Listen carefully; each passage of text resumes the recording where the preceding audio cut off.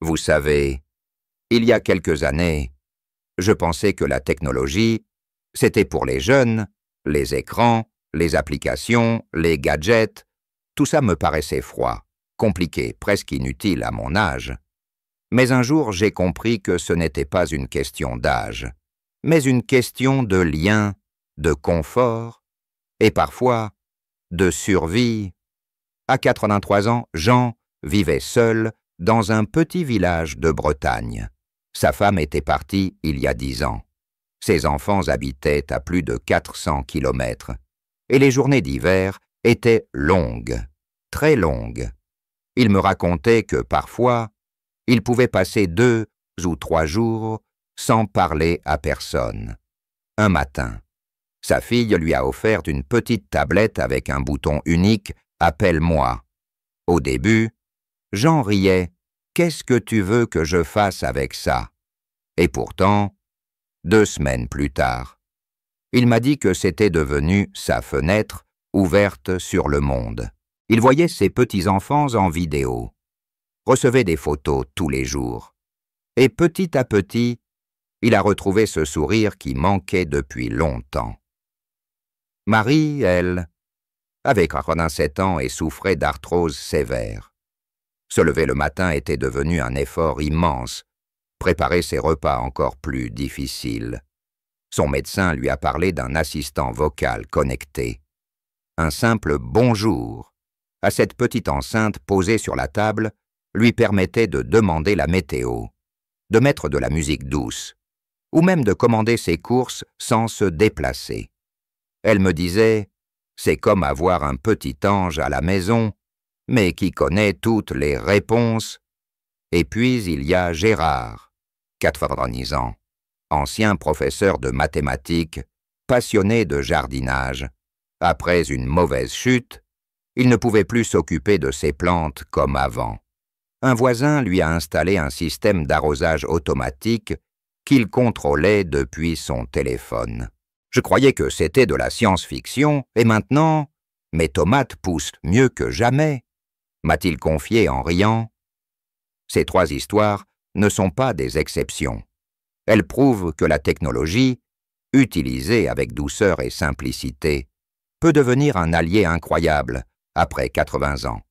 Ce n'est pas pour remplacer les gestes humains, mais pour les multiplier, les rendre possibles même quand le corps ou la distance voudrait nous en priver. Pourquoi cela marche-t-il? Parce que la science nous dit que le cerveau reste capable d'apprendre et de s'adapter à tout âge.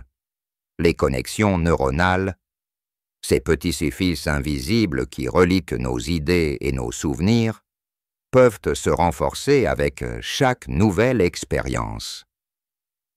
Apprendre à utiliser un smartphone, envoyer un message vocal, ou même demander une recette à un assistant vocal. C'est comme faire de la gymnastique pour votre esprit. Et plus vous le faites, plus votre mémoire, votre coordination et votre humeur s'améliorent. Mais ce n'est pas tout.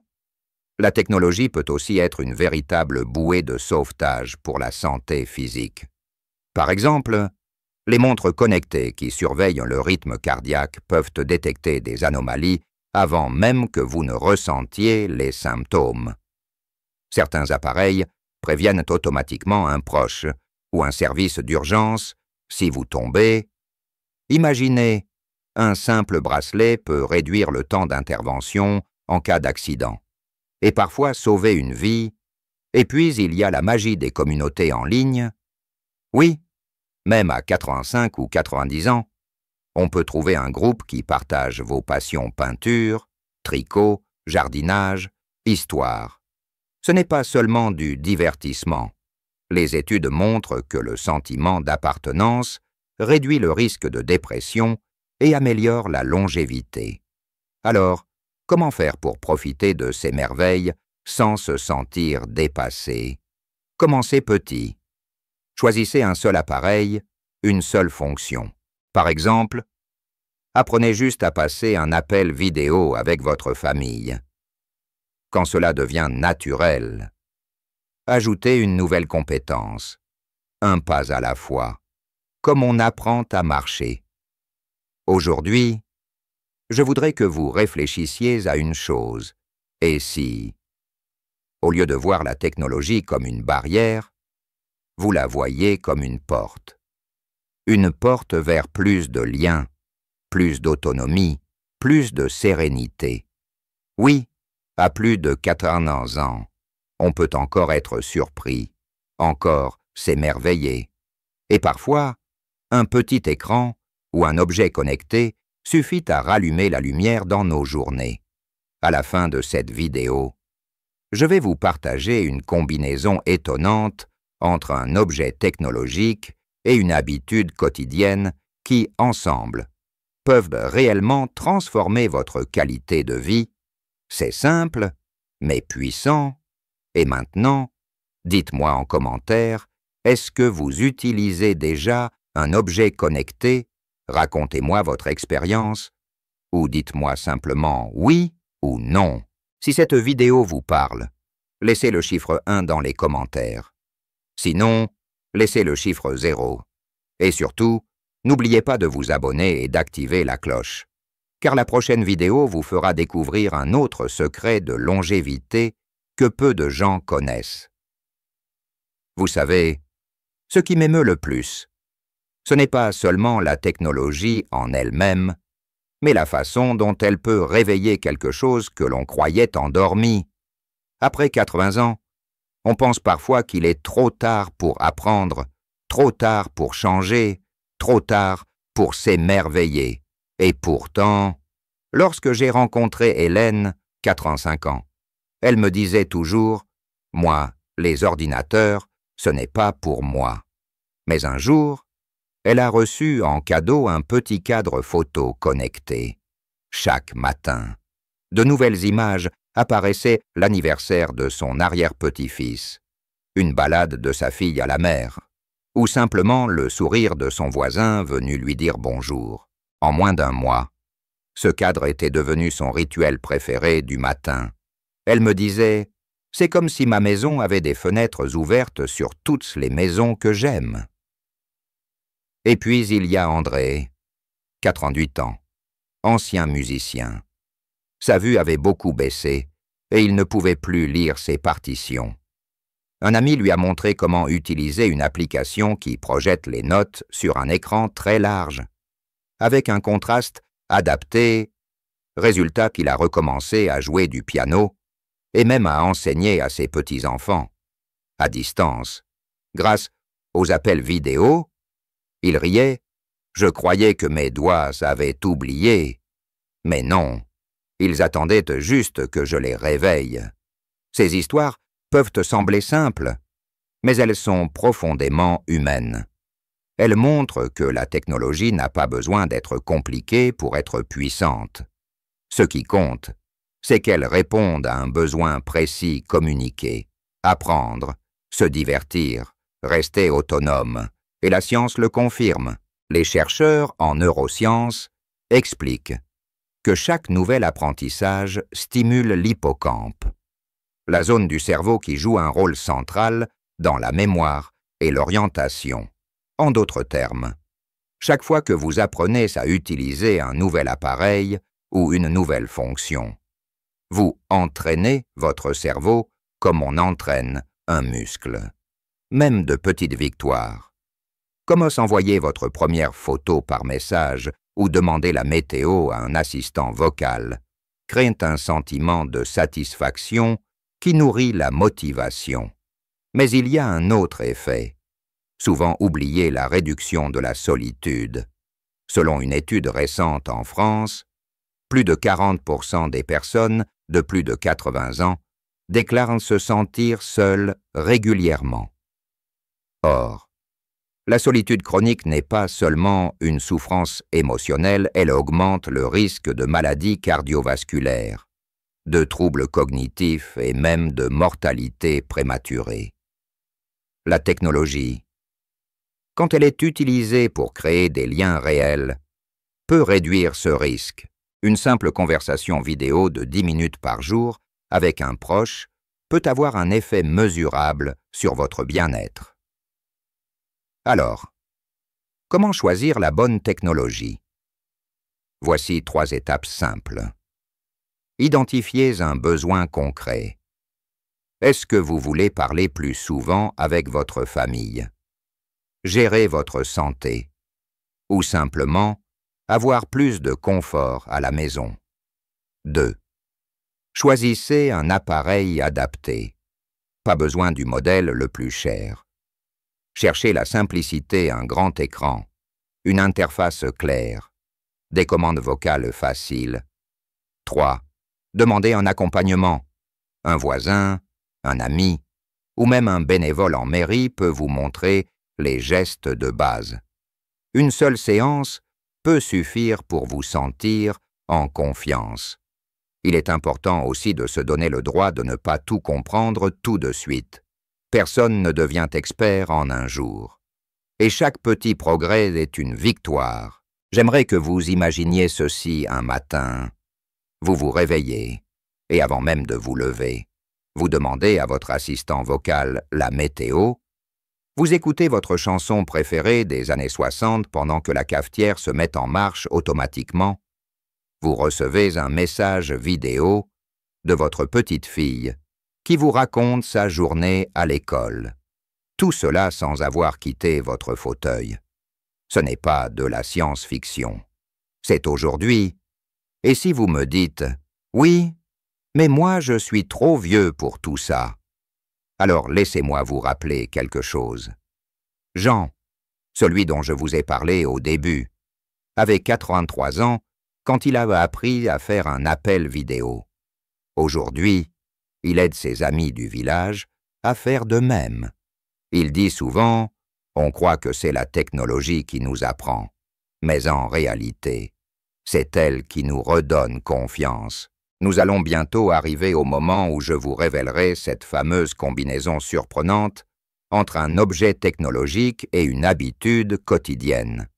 Mais avant, je veux vous laisser avec une réflexion, et si le plus grand cadeau que la technologie pouvait nous offrir après 80 ans, ce n'était pas seulement plus de confort, mais plus de moments à partager. Alors, si vous avez déjà essayé une technologie qui a changé votre quotidien, racontez-le dans les commentaires.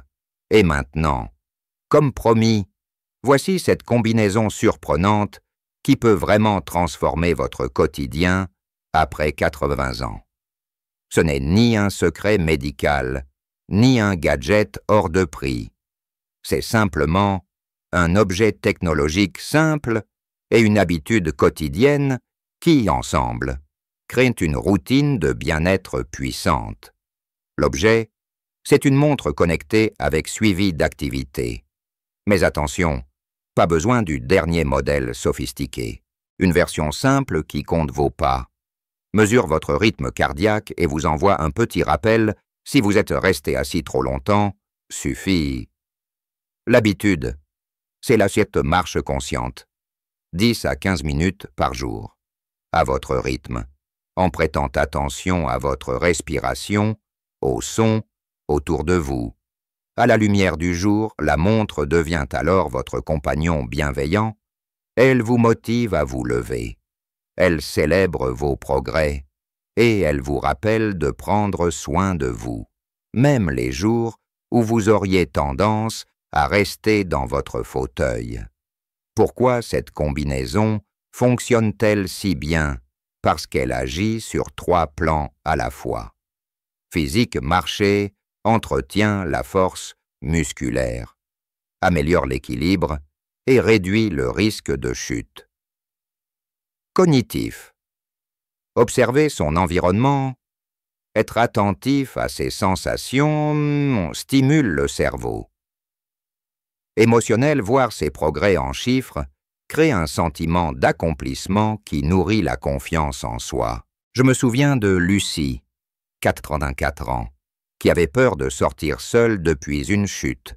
Avec une montre connectée et ce rituel de marche consciente, elle a retrouvé petit à petit la confiance. Aujourd'hui, elle dit en souriant « Je marche pour ma santé mais aussi pour mon petit défi quotidien avec ma montre. Et puis, il y a un autre secret associé à la technologie à un moment de plaisir. Par exemple, écouter une chanson que vous aimez pendant votre marche, ou prendre une photo d'un détail qui vous touche pour l'envoyer à vos proches. La technologie devient alors un prétexte pour créer, partager, s'ouvrir. Si vous vous sentez intimidé à l'idée de commencer, rappelez-vous, la première étape n'a pas besoin d'être parfaite. La montre peut rester dans son emballage quelques jours. Le temps de vous familiariser, de demander à un proche de vous montrer comment la charger, comment lire l'heure, comment voir le nombre de pas, petit à petit, sans pression. Et si vous n'aimez pas les montres, ce n'est pas grave. Le principe reste le même associé, un outil simple à une habitude quotidienne qui vous fait du bien. Cela peut être un cadre photo connecté et un rituel du matin, une tablette et un moment de lecture, un assistant vocal et quelques exercices de respiration. L'important, hautement, c'est que cette association devienne votre moment à vous, un espace de joie et de connexion, même au milieu des journées les plus calmes. Parce qu'après 80 ans, le temps devient précieux. Chaque minute peut être un cadeau. Et la technologie, si on l'apprivoise, peut nous aider à remplir ces minutes de lumière plutôt que de silence. Alors aujourd'hui, je vous invite à faire un petit pas. Choisissez un objet technologique qui vous attire, même si c'est juste par curiosité. Et demandez-vous quelle habitude douce pourrais-je associer à cet objet pour qu'il devienne une source de bien-être. Partagez votre réponse dans les commentaires. Et si vous vous dites « ce n'est pas pour moi », rappelez-vous que Jean, Marie, Gérard, Hélène, André, Lucie, tous ont commencé par cette même phrase, et aujourd'hui, chacun d'eux pourrait vous dire « si j'avais su, j'aurais commencé plus tôt ». Vous avez en vous la capacité d'apprendre, de vous adapter, de vous émerveiller. La technologie n'est qu'un outil. Le vrai moteur, c'est votre curiosité et votre envie de vivre pleinement. Si cette vidéo vous a inspiré, laissez un 1 dans les commentaires. Si elle ne vous a pas parlé, laissez un 0.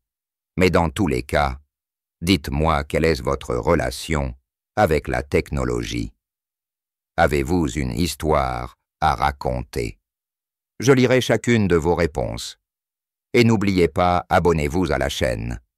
Activez la cloche pour ne rien manquer. La prochaine vidéo vous emmènera dans un voyage encore plus surprenant, où nous explorerons comment un simple changement dans votre routine du soir peut améliorer votre sommeil, votre mémoire et même votre humeur.